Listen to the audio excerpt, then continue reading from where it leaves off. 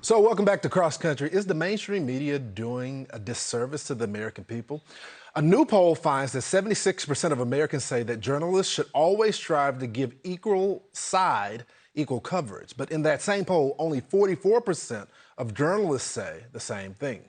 Now, this comes at a time when the trust in the media and overall news consumption rates are in the gutter. So I took to the streets to find out what the average day American thinks of the media at large. Watch.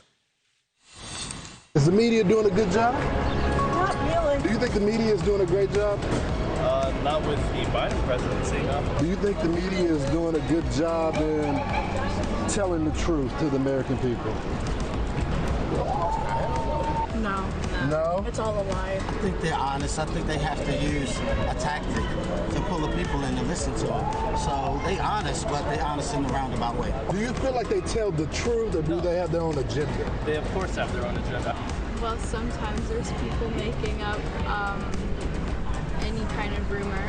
Fake news? Yeah. They lead people in their own direction instead of the direction they need to go. Where do you get your news from? Do you watch TV? Do you look at the newspapers, online, social media? Where do you get it from? I no longer look at the newspapers. I go online. I get information from my coworkers, and I just do a lot of soul searching myself. Where do you get your information from? Newspapers. Well, sometimes I get my news from TikTok because I'm mainly on there. What about you? Instagram. Twitter? My family. Instagram. Instagram? Oh yeah. My dad watching TV. Where do you get your news from? I get it from you. I get it from your colleagues. Somebody's watching Cross Country. Back again to discuss Joe Concha and Kevin Wallen. Thank y'all so much, gentlemen. As you can see, the young people get all their information from social media, and the crusty adults are still reading the newspaper. Joe, you monitor the media for a living. Were you surprised of the media saying they shouldn't cover both sides? I mean, that's kind of ridiculous. I mean, we know that they do that, but I was kind of surprised that they admitted to it, right? Indeed, Lawrence, and watching your package, or at least the clips from it, from that man on the street, that was from New York. It wasn't from Alabama or Wyoming or from Texas, right? This is the perception in a very liberal area that looked like, where were you, Union Square, like downtown around 14th Street? Well played. You got it, Union Square. Okay, used to work down there, so I'm like, oh, I know that place. He knows his New York. But look. Exactly. I lived there for exactly a year before going to Hoboken because they had more bars per square mile. Long story, Kevin, but we'll talk about it another time. The point is, I am old enough to remember when NBC's Lester Holt said while accepting the Edward R. Murrow Award, all right? Let me share this quote with you guys. "Fairness is overrated," he said, unquote, "and both sides should not be explored on issues." And I'm unfortunately old enough to remember when CNN's Don Lemon, said this with a straight face while saying that CNN doesn't do opinion, but just straight news. And I hope you're sitting down, quote, "Republicans are doing something that is very dangerous to our society, and we have to acknowledge that. We have to acknowledge that as Americans, we must acknowledge that as journalists, because if we don't, we are not doing our jobs." In other words, reporting both sides means reporting the conservative side of a perspective on things like abortion, Second Amendment, government spending, education. The point is that, there are two sides to every story. So, Kevin, and if you're a journalist, you would explore both. And these guys are saying no. All right, Kevin. So Sorry, where did Joe go wrong with this? Is he right on this or wrong?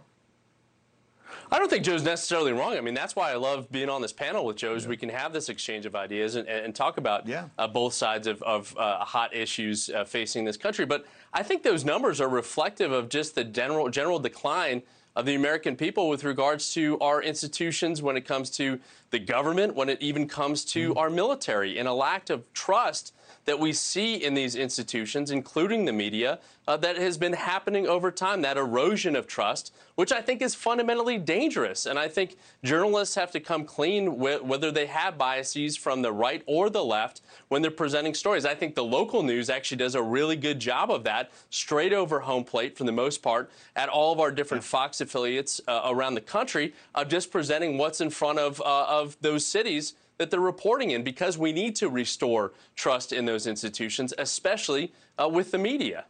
I guess what I would say, Joe, don't you think the media is responsible, though, for the divide and the lack of trust in our institutions because they don't cover stories fairly?